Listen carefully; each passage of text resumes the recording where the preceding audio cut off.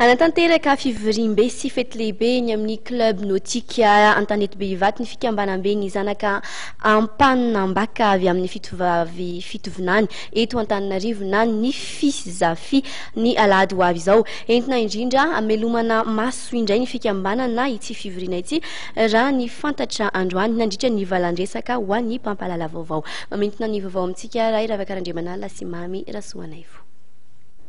Amondrina indray ireo zanaka Antemoro avy amin'ny foko Ampanabaka no tanjona amin'ny fety be ho tanterahan'ny fikambanana Fizafia na ny fikambanam-be ny zanaka Mpanabaka avy amin'ny fitovinany eto Antananarivo ny alahady 10 Mey ho avy izao eny amin'ny club nautika Ivato.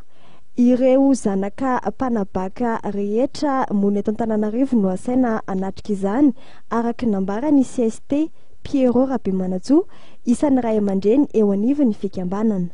Maso zanaka Mpanabaka manontolo ala milafitrano raha mahavaka tongafa ny eto toerana teo da angataina ho avy aby tongafa amin'ny alahady 5 Mey eny amin'ny club nautique Antanety be Ivato Antananarivo zany.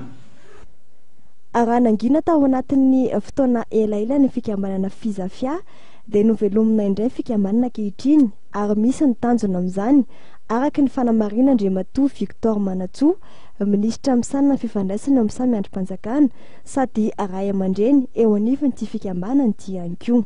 Rehefa mipetraka sara zany ny samby mahizy azy amin'ny 3 andro iambo dia moramora ny mifankatia.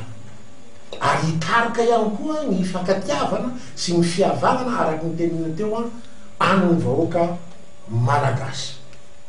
Ary ny maronisa amin'izao fotoana izay sy anisakisaky ny visenisa ary ny visenisa sy anisakisaky ny maronisa fa mandeha somasara zany ny fiaraha amonina. Zay ny apitrahana sara hoe de tena demokrasia. Ary i demokrasia io sy vita ny hoe demokrasia arak'izay fotsiny ihany fa na demokrasia politika io na demokrasia indrindra ara-toe-karena io mba ahafahana zany mitrandraky amin'ny fomba ara-dalàna le arena zay men'Andriamanitra andeha nagnahary asika malagasy indrindra fa aminay faritra vatovavy fitovinany igny.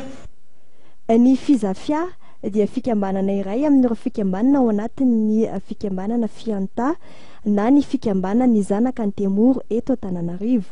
Marina fa ny foko Antemoro dia ikambana ny foko 3 samihafa dia ny foko Ampanabaka, Antalaotra ary ny Anteony ka ny foko Ampanabaka moa no maro anisa amin'izy ireo.